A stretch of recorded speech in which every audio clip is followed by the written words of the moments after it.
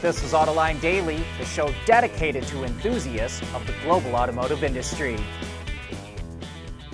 Aston Martin is in a state of transition. The company announced an all-new CEO in March, but Adrian Hallmark, who was previously the CEO of Bentley, is the fourth chief executive officer at Aston since Chairman Lawrence Stroll took over in 2020.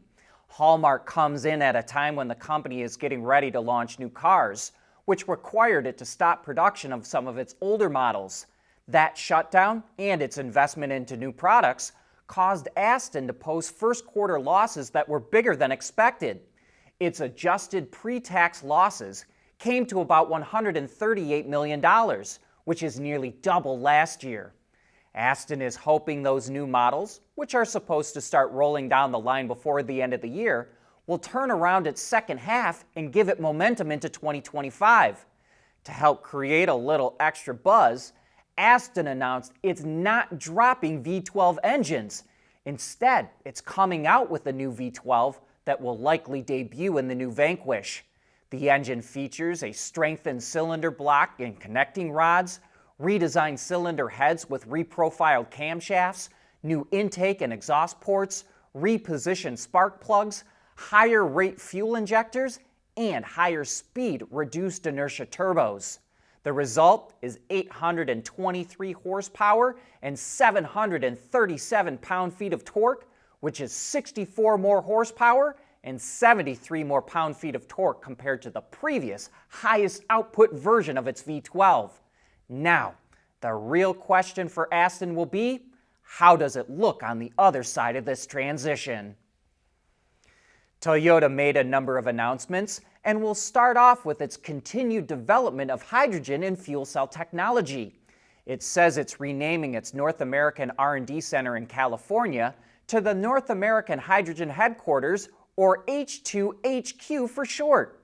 Toyota reworked the space so its research and development teams can transition to commercial planning and sales of hydrogen-related products. It already has a hydrogen refueling station there, and says it will start several new projects in the coming years. Next, Toyota is cutting the number of executives that report to its North American CEO from 8 down to 7. With that, 2 current execs in North America, Jack Hollis and Chris Reynolds, are expanding their roles with the company to cover the one less person. And lastly, Toyota must really see a need for battery recycling, especially in North America. It already has recycling deals with Redwood Materials and Serba Solutions, and now it also has an agreement with Argonne National Lab.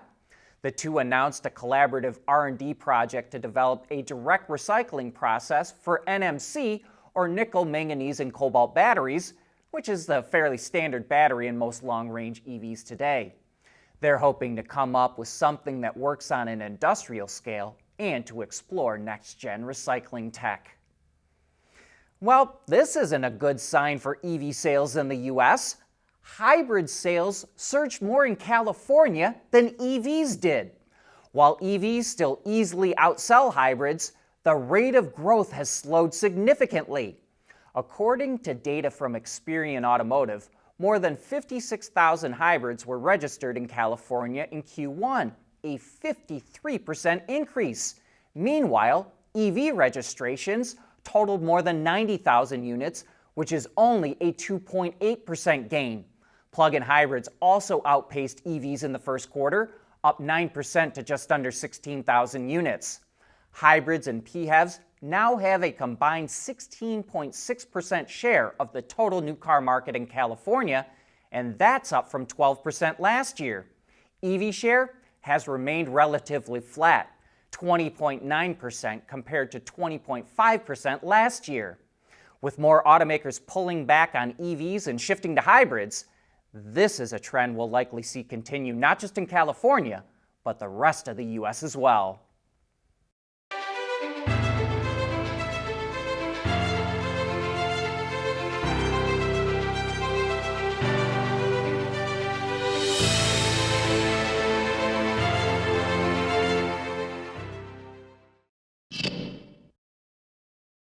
While EVs are cheaper to maintain than gas-powered vehicles, according to a new study from IC Cars, they're more expensive on a per-mile basis. And that's because EVs are driven significantly less than gas-powered cars, and they're more expensive. The study analyzed data from over 1.3 million three-year-old cars. The average gas car is driven about 12,800 miles a year, compared to about 10,250 miles for EVs. And the average price for a new gas car is $40,000 compared to $52,000 for an EV. That means electric cars on average cost $5,100 for every 1,000 miles driven per year, which is 63% higher than gas cars, which average $3,100. PHEVs are also costlier on a per-mile basis, coming in 39% higher than gas cars. But hybrids are the most cost-effective vehicles and are 2% cheaper than gas cars for every 1,000 miles driven per year. And that's because hybrids are driven almost as much as gas cars, and they cost slightly less. To help cut costs and reduce its workforce, Volkswagen is offering buyouts to workers in Germany. The automaker announced it's offering administration employees 900 million euros in buyouts, or 50,000 euros per worker. Employees have until the end of the month to accept the buyout. As we reported yesterday, VW had a tough first quarter. Its sales dipped 2%, revenue was down 1%, and its operating profit fell by 20%. Well, this should help give the Chinese car market a boost. The government is implementing a program like Cash for Clunkers to help get older, less environmentally friendly vehicles off the road. Vehicles that qualify for the subsidy are gasoline-powered cars registered before June of 2011, diesel cars registered before June of 2013, and new energy vehicles registered before April of 2018.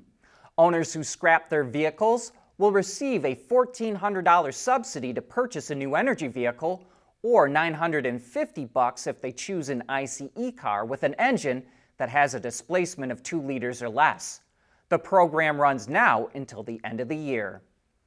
Ford is going Hollywood to make its dealers a better place for customers.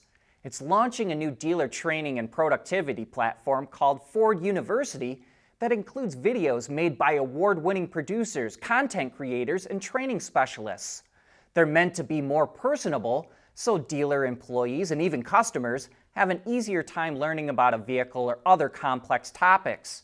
The platform also includes gamified learning experiences and even an AI virtual coach, which allows dealer employees to upload a video that they might send to a customer and give them advice on how to make it better. Ford says this should help dealers adapt to a faster pace of new products and technology developments. But that brings us to the end of today's show. Thanks for tuning in.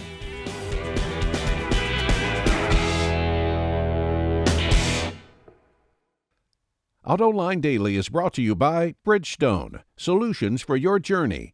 Intrepid Control Systems, over-the-air engineering boost your game. Tejan Automotive Technologies, the formula for better mobility. And by ZF. Keeping your heart racing in and out of the gym. That's what really matters. Bridgestone Potenza Sport AS tires with a 50,000-mile limited warranty. Intrepid's NeoVi Pi, allowing automotive engineers to interface, capture, and monitor vehicle data using Raspberry Pi. As a matter of fact, it's the automotive industry's first robust platform for Raspberry Pi, featuring Intrepid CAN-FD technology and Raspberry Pi Compute Module.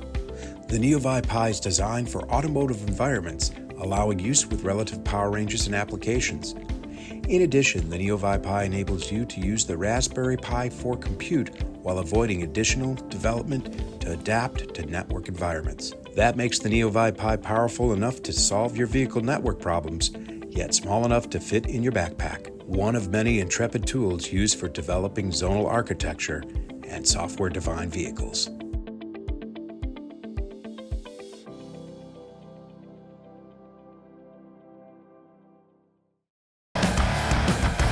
There's nothing wrong with heavy metal. Hey, lighten up. But with world-class composite material, Teijin Automotive Technologies makes vehicles lighter, safer, and more eco-friendly.